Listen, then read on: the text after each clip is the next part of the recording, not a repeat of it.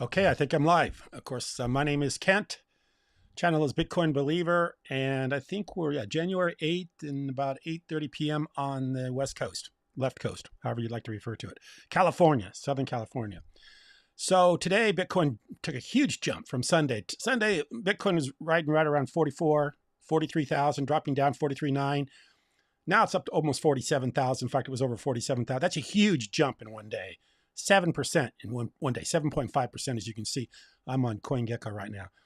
So obviously this ETF, and I am live. If you want to leave a comment, thumbs up. I'd be happy to talk about it. And post your comment on the live, because I probably don't have a lot of people watching since I haven't been doing this that long. So if you want to participate, you'll get a chance for me to interact with you, because there's probably just very few people will see this. So anyway, as I've been making videos about this forever, but I've really made videos here recently because I could see the ETF coming, and I also know the halving's coming. So I knew Bitcoin was a real opportunity to start, we're on a bull run. That's what we are. We're on a bull run. But you always have to watch for the little clues that you're getting from the people that are in the know. And there's one video that I picked up today that I watched. I'll show it real quick. We're going to go over this video because the video is a very revealing video about what's going to happen with the ETF and what's going to happen in the very near future with Bitcoin. And I want to talk about it because this guy's a well-connected guy. Most people probably know who I'm talking about once I bring his name up. It's this guy right here. His name is Jay Clayton. Who is Jay Clayton? Well, he was the former Security and Exchange SEC commissioner. He was before Gensler. So the guy that's making the decision right now is Gensler. This is his predecessor. I can pull up his Wikipedia right now. Here he is. He's the well-connected guy. He was the Security and Exchange Commissioner under Trump. He was, I think, from 2017 to 2020, he was the SEC. He was the chairman. He was the head of the SEC, just like Gensler is today. The guy that's making the decision on the ETF today, he was the one 3 years ago, or back in 2017 to 2020. This is the guy. So he was on today. He was on a, who was he on? Yeah, it was on CNBC. And somebody asked him about the Bitcoin ETF. Let me see if I can find it. They're talking about this Ivy League school thing too. But let me see if I can, I should have queued it up closer here, but let's see if I can find it. What happens with Bitcoin? Are they Okay, right there it is. So let's back it up. She asked a question. Okay, this is the guy. He's well connected. As connected as you can get as far as the insiders are concerned. Former head of the Security and Exchange Commission. Let me tell you about these guys.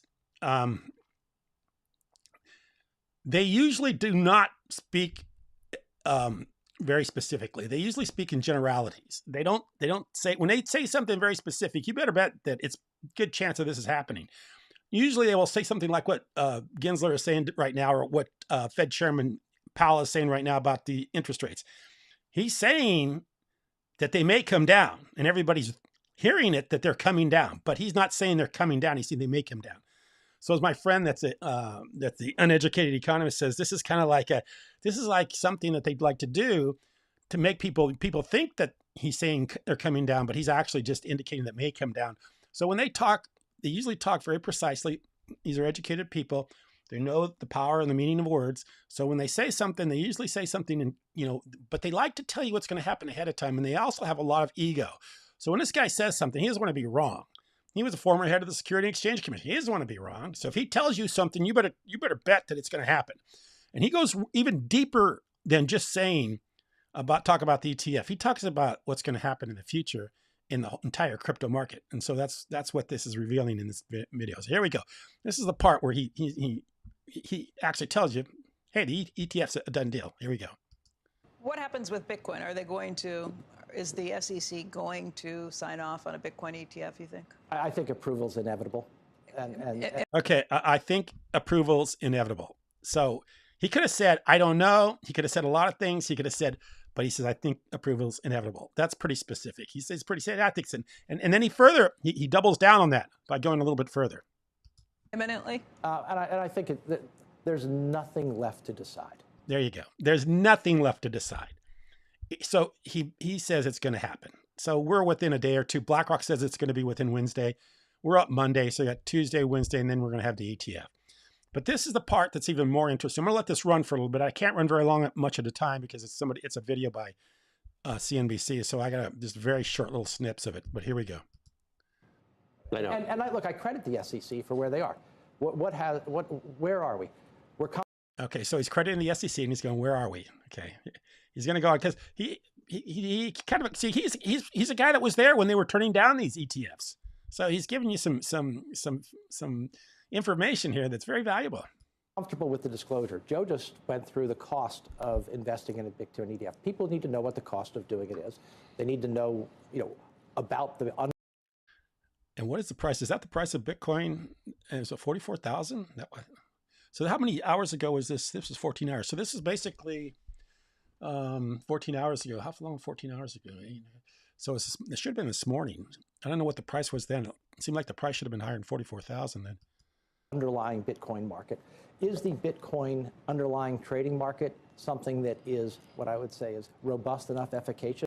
Okay, so he's talking about, is it robust enough or not? But that's not the part I want. I'm going to continue with it. Just enough where you can rely on it.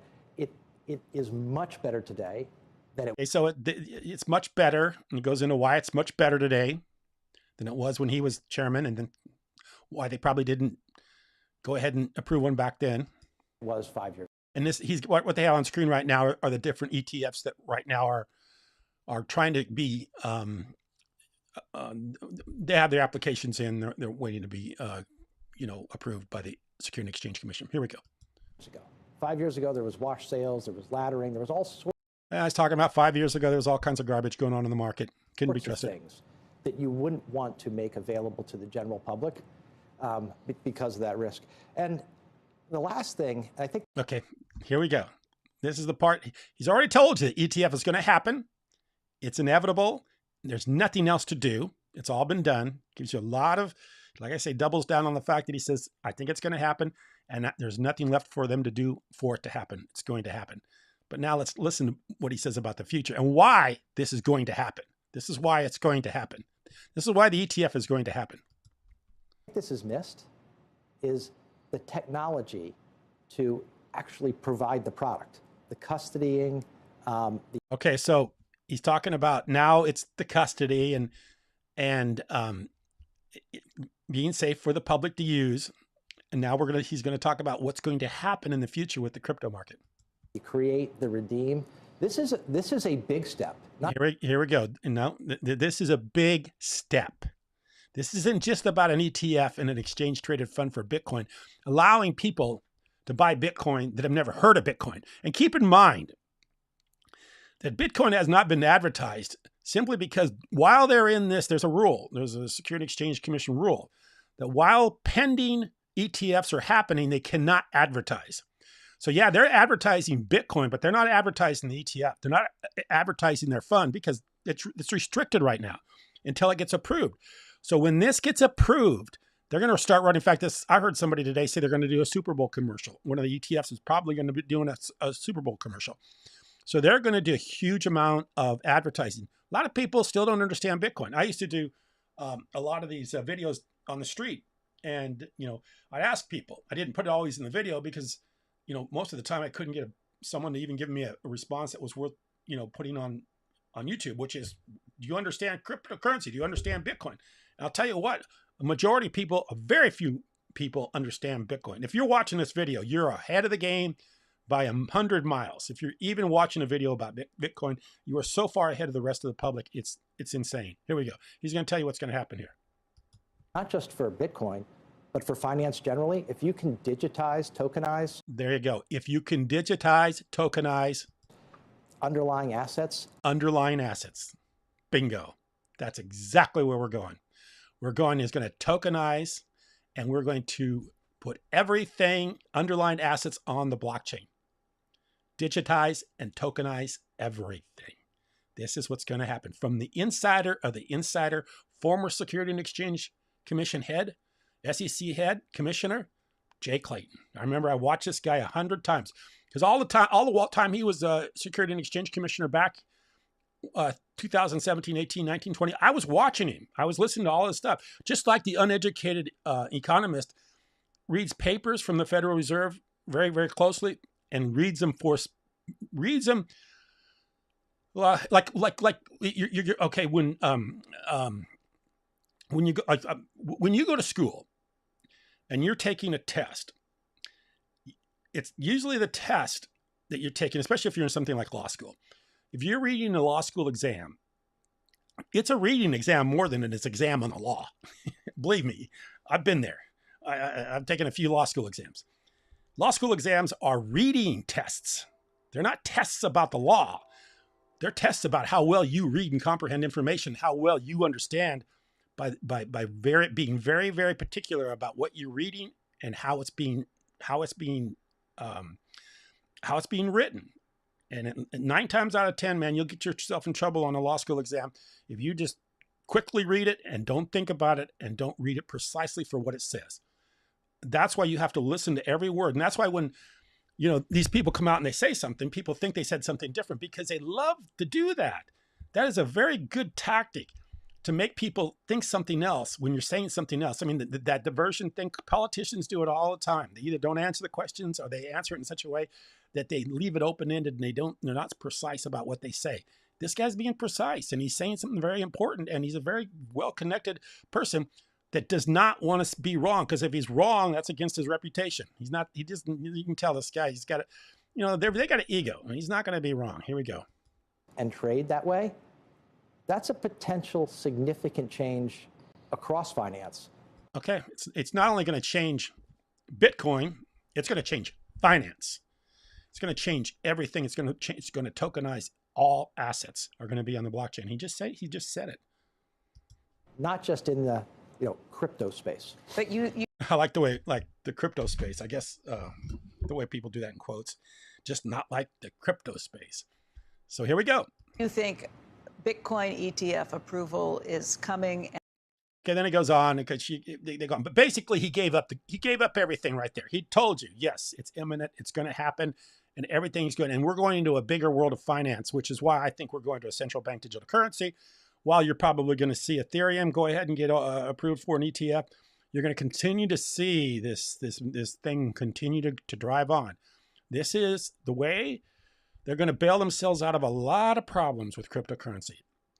The power of the cryptocurrency, the power of being able to tokenize things. And when they tokenize things, they're going to be able to closely watch things closer, but it's also going to give you the ability to, it's going to give the economy the ability to grow. And I'll give you, for instance, let's say you own a piece of property and you got a lot of equity. Maybe you own $1 million piece of property and you only owe maybe $500,000 against. You got $500,000 worth of locked up equity in that property. Going to the bank and borrowing money against that $500,000 worth of equity is very, very difficult. First of all, you got to find a bank that will lend you the money. You got to find a bank that, they go through the whole process. They've got to do the appraisal. They've got to have a property inspection, all the other stuff. Got to do a title search and everything. It's very cumbersome to do something like that. If it was all really easily transparent, everything was on the blockchain, everything about the property, everything about previous owners, everybody about who owns title, who has, the right to all this stuff. It would all be very easy to do. It would streamline things. Plus, it would be a lot easier to evaluate and be easier for other people to, acquire your position if you'd want to. If you want to have somebody else. So if you had it on a blockchain, if you had a piece of property on a blockchain and you could tokenize it, you could literally turn your property into tokens. So if you wanted to, sell some of those tokens, or if you wanted to lend some of those tokens, look at how easy that would be, as opposed to the way it is today, when you got to literally go to a bank and go through all the paperwork of trying to title searches and all the other stuff that needs to happen in order for you to monetize or get your equity out of that property so you could put it back into the economy in another place. So it's wrapped up. We have so much money is wrapped up in things that we cannot access. And by tokenizing everything, you're going to be able to access it. So here, anyway, let me read a few of these comments. Okay, Lenny G, how you doing, my friend? Put you online, put you on the broadcast. Lenny G says, hey, Kent, I think we're going to see a dump. There's so much hype in the air that it stinks to high heaven. Be cautious. Okay. I talked to my son about this today because you're in the same camp as my son. I really don't think there's going to be a dump. I don't see it happening. And the reason I don't see it happening, if you watch, if I look, I'm just going to look off to the side here and my cursor's up here. It's like, there's Kathy Woods. You've got Mike, you got big players in this game. You got BlackRock, you've got Michael Saylor. Michael Saylor has literally lost his mind. He is buying Bitcoin every chance he gets. He's trying to own 1% of Bitcoin. The guy's a billionaire. He has MicroStrategies. He's just going to throw everything, and he's making a lot of money right now. I can't even imagine what it'd be like when you had, a few 100,000 Bitcoin. All of a sudden, it goes up $2,000 in one day. How much? The guy makes $1 billion a day some days with these market run-ups. So these guys are supporting this market, and then you got the retail. And I mean, I watched a little bit of what they think is going to come in through this ETF, and we're talking about a lot of money, more money than, you're going to see the Bitcoin market cap, which is, God, it's almost $1 trillion right now. You can see that double real quickly. So from 915 to 2 trillion. I'm not saying that, back to what Lenny said here, I'm not saying that there won't be some ups and downs here. But what I'm saying is it's not going to go down we're not going to see 30,000 Bitcoin. If you're talking, you have to be a little bit more specific when you say a dump. Are you talking about 30,000 Bitcoin, or are you talking about $44,000 Bitcoin? I can see $44,000 Bitcoin again, or 43,000 like it did this weekend, but I don't think we're going to see anything less than 40,000. I don't think we're going to be in the 30s anymore. That's my opinion. I don't see it, but you could be right, because I've been wrong before. I've missed this thing before. I bought Bitcoin at 55,000, thinking it was going to 75,000. So, and watch it go all the way back to like 20,000. So it can happen. That's the thing about Bitcoin. And that's another good point I want to bring up, because I think you're going to see with the ETF, this is going to be very positive for ETF in a bullish way. But I think once the halving happens, the ETF happens, and the ETF is traded and people start investing in it, you will see over a period of time, Bitcoin will not have these huge swings. Like we have a 7.5% swing today. 7.5%. That's crazy. That's good return for a year, let alone a day. People, mortgages are at 7.5%. This is a daily thing, 7.5%. So you're not going to see those swings once this ETF comes about. And then once you see a lot of investors in Bitcoin, you're not going to see 10%, 20%, 30%. Or what do we have right now in a year? What is it? Bitcoin up in 1 year? Over 100%, I'm sure. Bitcoin in 1 year is, let me look what the yearly 1 year is. So it's up big in 1 year. Let me see when 1 year is. Okay, 1 year it's up 171% right here, the bottom of the page. 30 days, 6.6%. 14 days, 7.6. 7 days, and 24 hours, 7.5%. So you look at these numbers. You're not going to see those numbers once this ETF starts trading. So in 6 months to a year, I don't think you're going to see these big numbers anymore. But I think for the next few months you are. So if you want to make some money, I think the time is now. It's the next few months. So that's what I would say. That's my thing. And of course, when you say there's going to be a dump, you got to tell me in what time frame. Maybe in a year or two, I think there's going to be. Maybe after this year, I think 2024 is going to be pretty bullish. But yeah, I saw it run, Bitcoin run all the way up to almost 70,000 and drop back to a little over 20,000. So yeah, that can happen. But I don't see it in the next few months. I'm not going to look that far down in the future. I'm going to look till the halving. That's my time frame is Wednesday. I think the ETF is going to happen, according to BlackRock and of course Jay Clayton. And then I think in another few months we'll have the halving, and then I'll look at Bitcoin and see what's going to happen after that point before I make a decision on whether it's going to go back to something less than 40,000. But right now I feel pretty good about 40,000 being, if it does dive down, it won't go down below 40,000. So let's see who else has said something here. Okay. MS CAVS fan, $250,000. Now you're talking. Now you're talking. That's where I'm at. I don't know. I'd love the $250,000 Bitcoin. You got a $250,000 Bitcoin. Oh my gosh, that would be more than I'm looking for 100,000 Bitcoin. If I could see $100,000 Bitcoin, that would be very happy. That'd be my, that would be my happy time. Yeah, 100,000, because we were at 69,000 2 years ago. We're off 32% from where it was 2000. That's why I don't think it's going to dump, because we haven't even reached back to all-time highs. And you know, Bitcoin is probably one of the few that isn't it? You know, the stock markets are at all-time highs. Gold's at all-time high. One of the few things that still hasn't hit all-time highs. So we have a long way to go just to get back to where it was 2 years ago. So now you got the ETF, you have billions coming in people that have never heard of it, that are going to get massively advertised to once the ETF happens. Like I said, ETFs can't be advertised until they are approved. And once they're approved, you're going to see ETF advertising all over the place, because there's good fees for these guys that are launching these ETFs. So it's going to be massively, it's going to be like, I watched a video last night about how they developed the basketball shoe Air Jordan. And, you know, Michael Jordan was just kind of a new guy coming on the scene. And Nike, they were doing well. They were third behind Adidas and Converse, and then it was Nike. And they were almost ready to quit making basketball shoes until they signed Michael Jordan.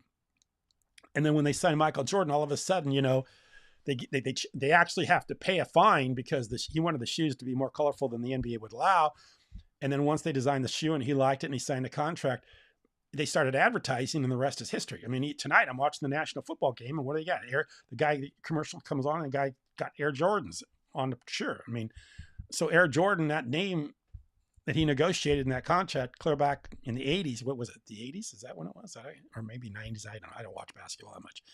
But all I know is I was listening to this video, but they had a lot of advertising, and it took off, and it made Michael Jordan very famous, and it made the Air Jordan name, you know, go on forever. It's been going on for the last 30 years, from my understanding, from what I remember. Like I said, I'm not a big in basketball, but I don't even remember when he was playing. I think it was the 90s. I'm not sure. But anyway, you know, you're going to see a lot of advertising for Bitcoin. And when that happens, you know, it's going to really pick this thing up. It's going to, you know, we're in the crypto space. I'm in a crypto space. I've been in a crypto space for a long time. The people watch this video, I'm sure Lenny's been in the crypto space. I'm sure, you know, everybody that comments on it's been in the crypto space. To you, this is old news. You've heard about the ETF for 10 years. But for someone that's never heard about this, this is all going to be new. So you're going to see an expansion of people coming into this like we've never seen before. And it's going to be pretty fantastic. 250,000 could very well be possible. So anyway, let's take a look at what Lenny has again. Okay, let me see what Lenny's got to say. He says, all the ETF hype has been priced in. I don't think the pump is sustainable. And if it continues, rest assured, the market will crash the price. Money controls the narrative. 37K incoming. I'm sorry, I don't see it, Lenny. I just don't see it. You know what? The people shorting Bitcoin right now, they're getting killed. I got 3 people watching. 1 thumbs up. I appreciate it. If we see 37,000, let me tell you, I will be shocked. I'll make a video specifically mentioning that Lenny called this if it makes 37,000. But I had someone watching my video that told me it's going to be 30. Tell me when you think it's going to happen. You think it's going to happen this month? He continues that a lot of powerful rich folks missed out. It's time to make it. Yeah, you know, that is a point. Yeah, point is they can drive the market down to get a few people in, but I just don't see it. I mean, I've been watching Bitcoin since 2015, 2016. I don't think maybe here recently within the past few years, I don't think a day goes by I haven't looked at the Bitcoin price. And prior to that, there probably wasn't a week went by that I didn't look at the Bitcoin price. And sometimes I just got a feel for it. And right now, from what I see, the way it's moving up, I don't see a drop back too far. I mean, like I said, you can see a retraction of maybe 4,000 or 5,000, but back into 30,000. I mean, if they get this ETF approved, these guys are going to want. You got BlackRock, you got ARK, you got all these people involved, and they're not going to, you know, the ETF's going to mirror the Bitcoin price, so they're not going to want to launch this ETF with all the hype, like you said, and all the you know, we haven't had one for 10 years, the first ETF. And they're not going to want it to drop down because of, they're going to want this investment public to be excited. And the way to get it excited is by price. I mean, I saw that with EOS. When EOS was going crazy, man, it was just like everybody was excited. When the price went down, then everybody just They were just soured on it really quickly. So they're not going to want to start off with a fizzle. They're going to want to start off with a real blast. The thing, if this thing fizzles out of the gate, it's not going to be healthy for anybody. It's not going to be healthy for Bitcoin. It's not going to be healthy for the economy. And it's not going to be healthy for their future plans of tokenizing everything. So in my mind, the rich, powerful folks are probably going to want Bitcoin to go up because they want to see everything tokenized, because you know what happens when everything gets tokenized? There's control.